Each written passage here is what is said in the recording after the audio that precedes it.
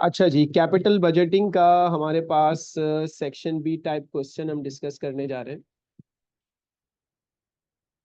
तो सबसे पहले हम क्वेश्चन नंबर 1 देखते हैं। रिक्वायरमेंट क्वेश्चन नंबर 1 की क्या है? टोटल कैश फ्लोज हमें आइडेंटिफाई करने हैं।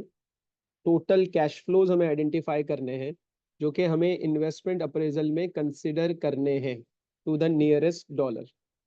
अच्छा, कैश फ्लोज जो होते हैं और प्रॉफिट्स, उसमें हमें डिफरेंस आइडेंटिफाई करना आना चाहिए। अब यहाँ देखें इन्होंने क्या दिया हुआ है, company is considering an investment in new machine, incremental annual profit और losses related to the investment are estimated to be. अब हमें ये जो दिया हुआ है दैट इज प्रॉफिट और लॉस। तो प्रॉफिट एंड लॉस को कैश फ्लो कैसे बनाया जाता है, तो उसके लिए फॉर्मूला याद रखा जाए कि प्रॉफिट में या लॉस में अगर हम डेप्रिसिएशन ऐड कर दें तो हमारे पास आ जाता है कैश फ्लो। इसी तरह जब हमें कैश फ्लो दिया जाए और हमें प्रॉफिट की ज़रूरत हो तो क्या होगा, कैश फ्लो में से डेप्रिसिएशन माइनस किया जाएगा तो हमारे पास क्या आ जाएगा, प्रॉफिट आ जाएगा। ये चीज़ क्लियर होनी चाहिए क्योंकि एनपीवी के लिए हमें कैश फ्लोज की ज़रूरत पड़ती है। तो अगर हमें प्रॉफिट दिया जाएगा तो हमें हर साल के कैश फ्लोज आइडेंटिफाई करने पड़ेंगे। तो हमें प्रॉफिट दिया हुआ है, हमें डेप्रिसिएशन पर एनम निकाल कर प्रॉफिट के अंदर एडजस्ट करना है तो हमारे पास कैश फ्लोज आ जाएंगे। तो यहाँ मैं पर एनम डेप्रिसिएशन ले लेता हूँ और ये मेरा कैश फ्लो का कॉलम बन जाएगा। तो ईयर 1 में डेप्रिसिएशन कितना होगा, 2 में कितना होगा, 3 में कितना होगा। Now it depends on depreciation method. तो यहाँ बताया जा रहा है कि investment at the beginning of the project would be 170, ये हमारी इनिशियल कॉस्ट हो गई। The investment sum assuming nil disposal value, residual value कुछ भी नहीं है, 5 साल के अंदर स्ट्रेट लाइन मेथड के ऊपर डेप्रिसिएशन चार्ज किया जाएगा। Depreciation has been included in the profit estimate above. ठीक है, डेप्रिसिएशन जो है वो ऊपर वाले प्रॉफिट के अंदर शामिल किया गया है, इसलिए हम उसको एडजस्ट कर रहे हैं कैश फ्लो बनाने के लिए। तो हमें डेप्रिसिएशन पर एनम निकालना है। कैसे निकालते हैं डेप्रिसिएशन स्ट्रेट लाइन में? Cost minus scrap value divided by useful life. यहाँ पर स्क्रैप वैल्यू हमें नहीं दी हुई, तो कॉस्ट 1,75,000 और लाइफ है 5 साल। तो इसका मतलब ये हुआ कि डेप्रिसिएशन पर एनम हमारा कितना होगा, तो 175 divided by 5, 35,000 per annum. Data thousands में दिया हुआ है इसलिए हम 35 को कंसिडर करेंगे। अब पहले साल लॉस है लेकिन डेप्रिसिएशन 35 का हो गया, दूसरे साल 35, तीसरे साल 35, इन अकॉर्डिंगली पर एनम डेप्रिसिएशन यहाँ पर आ गया। अब पहले साल है लॉस 11 का माइनस, तो 35 माइनस 11, कैश फ्लो बना 24, यहाँ कैश फ्लो बना 38, और 35 प्लस 34 क्या होगा, 69, 35 प्लस 47 क्या होगा, 82, और 35 प्लस 8 क्या होगा, 43। ये सारे कैश फ्लोज हमने बना दिए। पहले सवाल की रिक्वायरमेंट थी कि टोटल कैश फ्लो बता दें।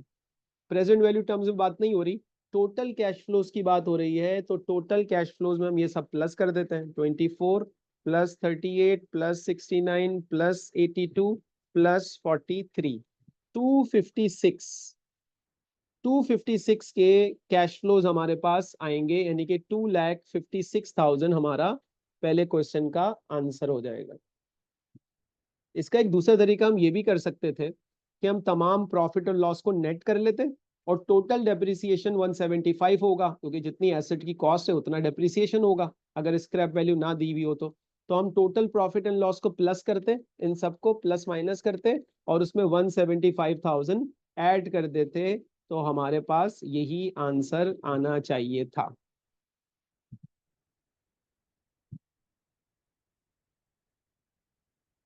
चलिए जी आगे बढ़ते हैं, नेक्स्ट पॉइंट के ऊपर हम जंप करते हैं। सो नेक्स्ट क्वेश्चन हमारे सामने है, what is the NPV of the investment at a discount rate of 10% per annum to the nearest dollar। अब एनपीवी निकालने के लिए कैश फ्लोस को प्रेजेंट वैल्यू में कन्वर्ट करना पड़ेगा। तो उसके लिए हम टेबल बना लेते हैं, year cash flows discount factor जो कि 10% पे निकलेंगे और प्रेजेंट वैल्यू आ जाएगी।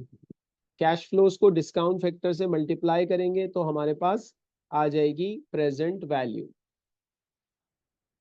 तो ये हमारे पास ऊपर जो कैश फ्लोज दिए हुए हैं वो कैश फ्लो सारे हम ले लेते हैं।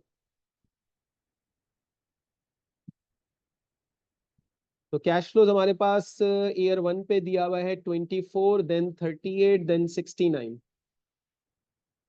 1 2 3 4 5 24 38 69 38 69 82 43 82 43 10% का डिस्काउंट फैक्टर। अच्छा, मैंने यहाँ पर एयर जीरो इंक्लूड नहीं किया, उसको मैं आखिर में एडजस्ट कर दूंगा। You can put here zero as well, initial investment जो होती है। अब फॉर्मूला होता है डिस्काउंट फैक्टर निकालने का 1+R⁴n। ये फॉर्मूला लगाकर हम डिस्काउंट फैक्टर हर साल का इंडिविजुअल निकाल सकते हैं। तो पहले साल का क्या निकलेगा, 1+0.10⁻1। 3 डेसिमल में आंसर आएगा 909। तो इस तरह से हम हर साल का डिस्काउंट फैक्टर 3 डेसिमल पे निकाल लेते हैं। 826 आएगा, 753 आएगा। पावर n की जगह 1 2 3 4 करते जाएं। 751 आएगा, 683 आएगा, 0.621 आएगा। अब ये थाउजेंड्स के अंदर फिगर दी हुई है, इनको आप मल्टीप्लाई कर दें रेलेवेंट डिस्काउंट फैक्टर से तो हमारे पास आंसर आ जाएंगे 24 इंटू 0.909, 21.81। 2 डेसिमल पे ले आए इसको। 38 मल्टीप्लाई बाय 0.826, 31.39 कर देते हैं। 69 मल्टीप्लाई बाय 751, 51.82 कर देते हैं। और अकॉर्डिंगली 82 मल्टीप्लाई बाय 0.683, 56.01। और इसी तरह से थर्ड हमारे पास आ जाएगा 26.7। तो ये जो हमारे पास आंसर आ रहा है ये आ रहा है present value of future cash flows. जितने भी फ्यूचर कैश फ्लोस थे उसको हमने प्रेजेंट वैल्यू में कन्वर्ट कर लिया। तो ये आंसर हमारे पास आएगा 187.7, अप्रोक्सीमेटली 187.7। राउंडिंग ऑफ कर सकते हैं डेसिमल से। इसमें से क्योंकि हमने ईयर जीरो के ऊपर जो इनिशियल इन्वेस्टमेंट थी जो कि प्रेजेंट वैल्यू टर्म्स में ऑलरेडी दी हुई है वो कंसिडर नहीं की थी, तो 175 की इनिशियल इन्वेस्टमेंट इसमें से हम माइनस कर देते हैं। माइनस करेंगे तो हमारे पास आ जाएगा नेट प्रेजेंट वैल्यू, और नेट प्रेजेंट वैल्यू आएगा 12.7 यानी कि 12,700। ये हमारी नेट प्रेजेंट वैल्यू आ जाएगी। तो दूसरे सवाल की हमारी रिक्वायरमेंट थी what is the net present value of the investment to the nearest dollar.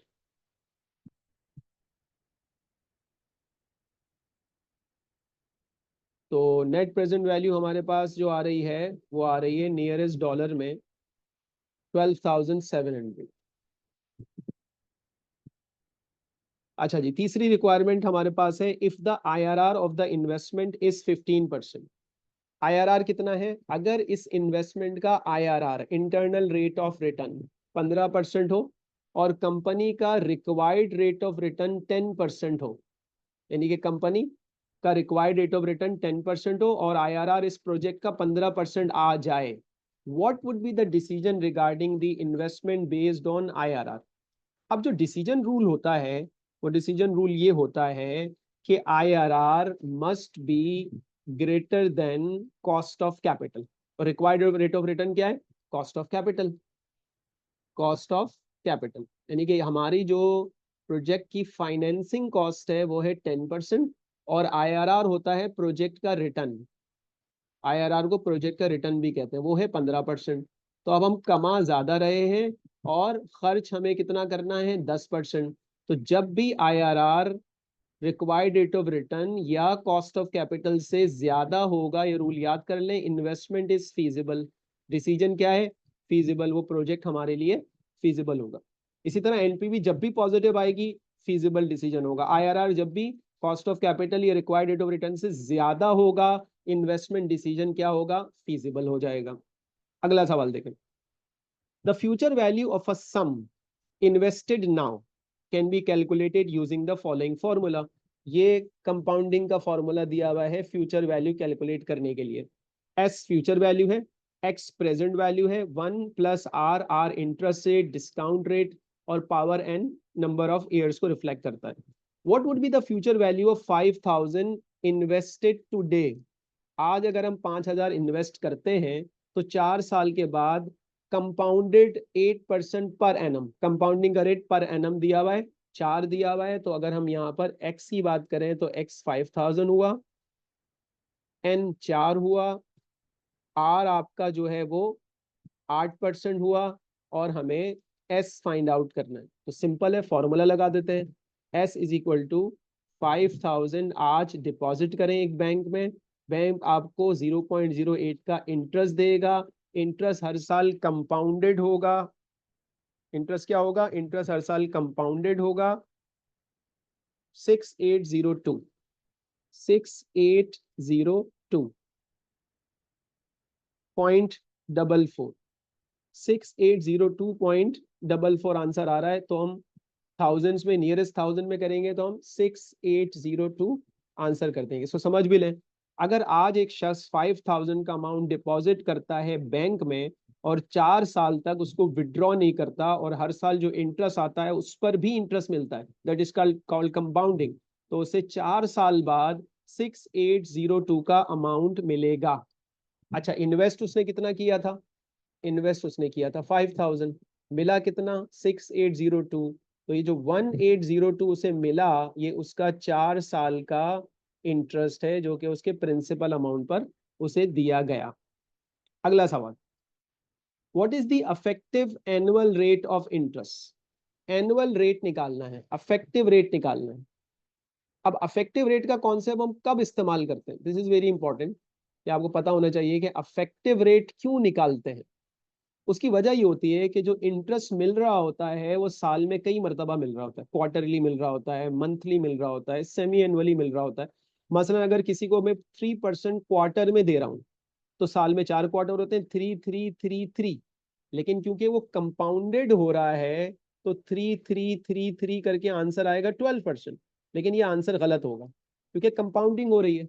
तो कंपाउंडिंग करने के लिए जो एनुअल रिटर्न मिलेगा अफेक्टिव, वो कितना मिलेगा, उसके लिए हमें अफेक्टिव इंटरेस्ट रेट का फॉर्मूला लगाना पड़ेगा। अब यहाँ पूछा जा रहा है what is the affective annual rate of 2.1 compounded every 3 month, इसको कहते हैं क्वार्टरली। तो अगर 2.1 क्वार्टरली हो रहा है तो हमारा एनुअल अफेक्टिव रेट क्या होगा। अब वैसे जर्नली 2.1 को अगर मैं 4 से मल्टीप्लाई कर दूं तो आंसर आता है 8.4%, ठीक है। लेकिन 8.4% आंसर ठीक नहीं होगा, ये जहन में रखें। तो ये देखें यहाँ पर 8.4 दिया हुआ है, लेकिन ये रॉन्ग आंसर है क्योंकि ये हो नहीं सकता। अच्छा, एक और शॉर्टकट क्या है, जब 8.4 है तो आंसर तो इससे ज्यादा होना चाहिए। तो इसका मतलब ये हुआ कि ये वाला जो आंसर है ये भी नहीं हो सकता, ये भी गलत है। इसका मतलब है आंसर हमारे पास क्या होगा, या तो आंसर हमारे पास सी होगा या आंसर हमारे पास डी होगा। अब हमें चाहिए अफेक्टिव का फॉर्मूला, ठीक है। तो अफेक्टिव का फॉर्मूला ये है कि आप लगाएं 1 + r n-1, इससे ये आंसर निकल सकता है। 1 + r n-1 से भी आंसर निकल सकता है, लेकिन आपको जो n लेना पड़ेगा वो केयरफुली लेना पड़ेगा, और r जो लेना पड़ेगा वो केयरफुली लेना पड़ेगा। Let's try. 1 + r n-1। अगर अफेक्टिव में ये फॉर्मूला इस्तेमाल कर रहा हूँ अफेक्टिव रेट एनुअल निकालने के लिए, तो मुझे क्वार्टर का इंटरेस्ट रेट चाहिए होगा। तो क्वार्टर का इंटरेस्ट रेट क्या है, 2.1%। 2.1 डिवाइडेड बाई 100, 0.021। तो आर की जगह मुझे क्वार्टर का रेट डालना है। एन साल में 4 क्वार्टर्स हैं, -1। तो अब 1 + 0.021 और इसकी पावर हमने की 4, माइनस कर दिया 1, मल्टीप्लाई कर दे 100 से, तो आंसर आ रहा है 8.67। परसेंटेज में आंसर निकालें, परसेंटेज में आंसर निकालने के लिए हमने इसे मल्टीप्लाई कर दिया 100 से, 8.67 आंसर आ रहा है। नाउ सी, क्लोज टू जो हमने आंसर निकाला था 8.4, 4 मरतबा मल्टीप्लाई, उससे क्लोज आंसर आ रहा है। तो ये अफेक्टिव का कॉन्सेप्ट होता है। अब फॉर एग्जाम्पल अगर कोई ये कहे फॉर एग्जाम्पल कि हम आपको 6% सेमी एनुअल देंगे, तो स्टूडेंट को ये पता होना चाहिए कि सेमी एनुअल का मतलब होता है साल में 2 मरतबा। तो 6 + 6 इज इक्वल टू कितना हुआ? 12। ये तो नहीं हो सकता क्योंकि वो कंपाउंड हो रहा है, तो 12 से ज्यादा ही होगा। तो 12 से कम वाले आंसर को हम इलिमिनेट कर देंगे, 12 वाले आंसर को हम क्या कर देंगे? इलिमिनेट कर देंगे। 12 से ज्यादा वाले आंसर को हम कंसिडर करेंगे। अब मैं कहूंगा फॉर एग्जाम्पल 1 प्लस, मुझे 6% रिटर्न मिल रहा है 0.06 पावर 2 - 1, तो हम कहेंगे 1.06 power 2 - 1 multiply by 100, 12.36% affective annual rate हुआ। ये हो गया अफेक्टिवली मुझे ये मिल रहा है। ये अफेक्टिव का कॉन्सेप्ट होता है। और देखिए 12% आंसर आता 6 + 6, तो उसकी जगह 12 पॉइंट समथिंग आ रहा है, यानी कि बहुत ज्यादा डिफरेंस नहीं आ रहा है इसके अंदर, बहुत बड़ा डिफरेंस नहीं आ रहा, करीब करीब इसके आंसर हमारा आ रहा होगा।